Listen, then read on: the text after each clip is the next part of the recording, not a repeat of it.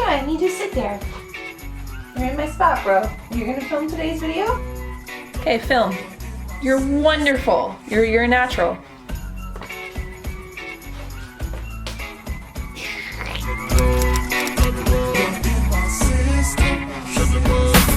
I keep it playing while some choose to play it safe. But check the resume, it's risky business in the A. I don't think I like your tone. Hey guys, and welcome back to my channel. For today's video, I'm doing another video in the Adulting 101 series, and it is all about hacks and tips that you guys can take to 1, save you some money, and 2, make you a more eco-friendly adult. I'm actually partnering with an Inconvenient sequel to bring you guys this video, and it's something that I talked about in my San Diego vlog with you guys, that I wanted to do a bit of a series on my channel of how to be like more eco-friendly, because I've been really inspired by that lately and been doing a lot of research into how like the things we do affect our environment. So while the stakes are obviously much higher in terms of the threat against our environment, we are getting a lot closer to an energy solution, and there's also so many things that we can do as individuals to help. Even things like going and seeing the film is taking action, because you're gonna learn things about the environment, and also it just will kind of inspire, you know, that sense inside of us that's like, let's take care of our freaking planet. So the movie actually came out on July 28th in both New York and Los Angeles, and it's gonna be available to see everywhere else as of August 4th, so definitely go check out the movie. And aside from that, if you guys want to know all of my steps and tips and hacks when it comes to being more eco-friendly and saving more money when living on your own, then just keep watching. So step number 1 is to get a reusable water bottle. This is probably one of the best decisions I have ever made. This does not need to be expensive. When I was coming back from San Diego, I bought a bottle of Smart Water, if you guys have ever heard of it before, and it's exactly 1 liter. Now my friend that I was traveling with had this really cool like thermal water bottle, and she was really hyping it up, and it was like $35, $40 to buy.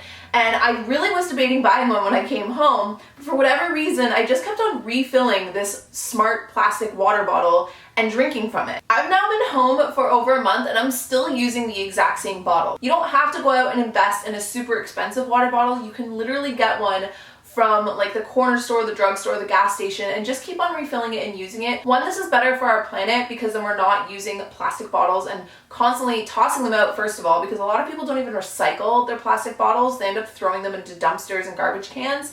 And 2, we're also not using or consuming as much plastic, so we're bringing down our carbon footprint by reusing the bottles or getting a water bottle that is reusable and refilling it up with water so that we are, 1, staying hydrated, but 2, also not wasting plastic and using more plastic than we really need to be using. And if you are looking to invest in a water bottle, there's so many you can buy that are actually made out of recycled materials, so do some research, or, you know, make like me and just buy the 1 liter one and reuse that one, because I find it easier to keep track of my bottles exactly 1 liter, then I know exactly how much I drank by the end of the day. My second tip for you guys is to learn how to compost, and this was something that I actually challenged myself with recently, because in my building we actually have a garbage chute, and the garbage chute, God bless, had like a button for compost, and it got me thinking, like, why don't I compost? Like, I'm a vegan, I eat so many fruits and vegetables, and I end up just throwing it all in the garbage can to go down the garbage chute. Why not research how to compost and then help the environment in that sense? So composting is actually super easy. There's so many ways you can do it. I will leave some links down below if you guys are interested in finding out some easy way to compost at home.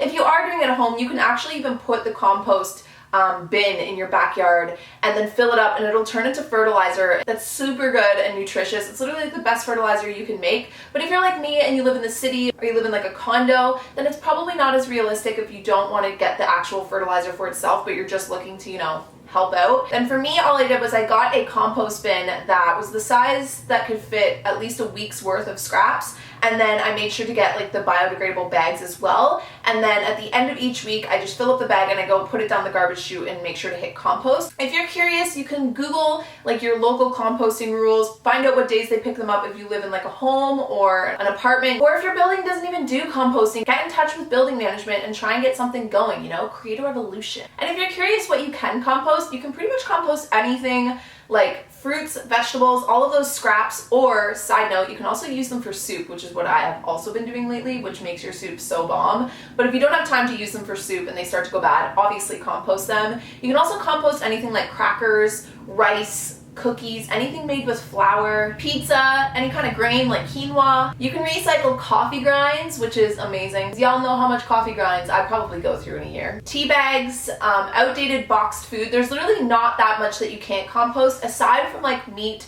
and dairy and fish, which is understandable because one, it would smell, and two, I don't know, that just makes sense to me. Step number 3 is to meal prep. This is something that might not seem like it's going to be super eco-friendly, but it, 1, will definitely save you money, and 2, it's gonna save the amount of food that we're wasting. Meal prepping is super easy. I've done a ton of meal prep videos, which I will link up on the screen as well as down below, so definitely go check those out. All you're gonna need is to buy like a set of reusable containers, which again is super eco-friendly and definitely will help with the environment. I keep throwing peace signs up because I'm just like, I feel like this whole video is surrounded by peace. And then meal prep based on what you already have. Make a small grocery list so you don't need to buy too much more. Like if you already have rice and pasta and a couple veggies in your pantry and fridge, then work off of those, and then you only have to buy 2 or 3 things to finish out your meal prep for the week. It makes it so that there's no waste, you're not throwing out food at the end of the week that has been completely untouched, you're saving your money, and also if you guys do want to be even more eco-friendly, I highly suggest going vegan. I mean, this again isn't for everyone, and you guys know that I don't like to shove my opinion down anyone's throat,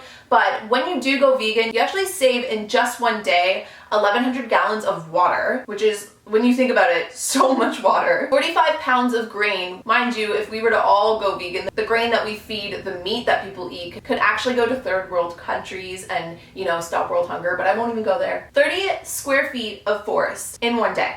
That's insane. 10 pounds of carbon dioxide in the air and 1 full animal. That's in one day of going vegan. It's literally like the most eco-friendly thing you can do, and it'll save you money when you're living on your own because meal prepping and groceries can be a lot cheaper if you do it right. If you guys want to know how to do it right, that could be a potential idea for another video. Comment down below, thumbs up, let me know, because I can totally film that. Tip number 4 is to buy more eco-friendly cleaning tools. So this is something I also have done research into lately.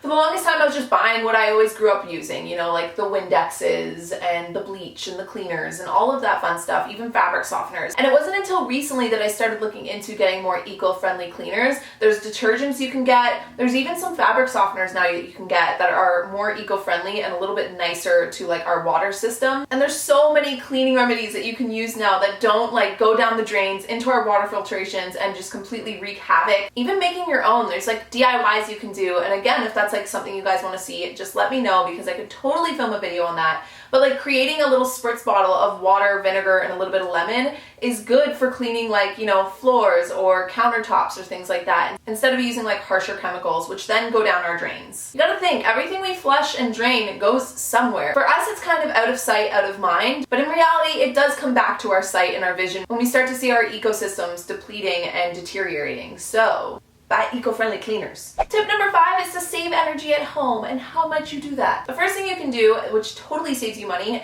is to use your water, like make your water consumption in the non-peak hours of the day, which is usually 7 p.m. to 7 a.m., but that's what I looked up for where I'm living right now. You might have to Google and find out your local like peak and non-peak hours for using water, but this will save you a ton of money, and also just trying to use less water in general. Again, mind you, I do have to touch back on this because it is such a mind-blowing concept, but going vegan will save 1,100 gallons of water a day, but still cutting back on like keeping the tap on when you're brushing your teeth, taking a bath instead of a shower, filling the sink up and doing your dishes by hand as opposed to throwing them all in the dishwasher every night. Tiny little things that are, 1, gonna save money on your bill, but 2, also gonna help with your water consumption. Some other things you can do are turn off your air conditioning and open up your windows. Now I know a lot of you guys live in like Texas and California and Florida where that may not be as feasible, but for us up here in Canada, like I know that it's a hot summer somewhat here in Toronto, it can get a little humid, but there hasn't been a day where it's been so humid that I've had to shut the windows and turn back on the air. It's completely doable. And also turning off lights, especially like I used to have such a bad habit of this, and Greg can tell you,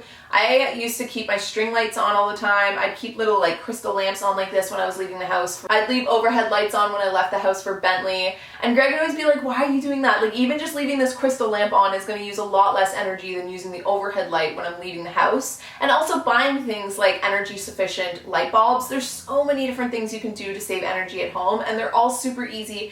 And it's such a bonus because it's gonna save so much money on your bills. And then tip number 6, and this is my last and final tip, and probably the one that I had the most fun with, and it's to minimize our belongings and to recycle or like donate them. A lot of the times, you know, we go through our apartments or our houses and we do the clean sweeps and we toss a lot. It takes an extra like 15-20 minutes out of our day to drop things off at like Goodwills, Value Villages, or Red Cross, like anywhere that you can donate your things.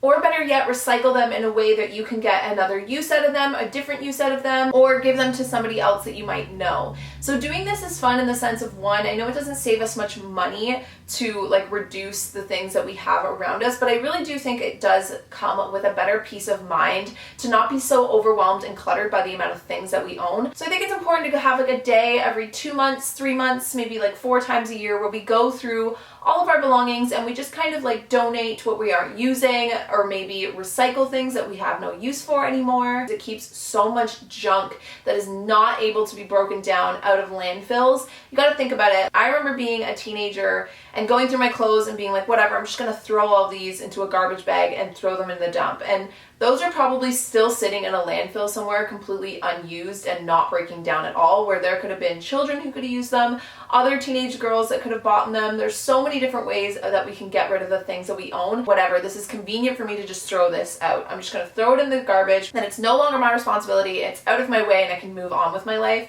But just taking the extra 15 to 20 minutes to put a little more effort in, recycle, donate, and, you know, just in general, take a little bit of time to be a bit more cautious of the way that we affect our environment is so helpful. And also, like I said, just minimizing our stuff in general, which is, again, there's so many spin-offs from this video. It's another video I can totally do, is like how to minimize and how to use less but get more.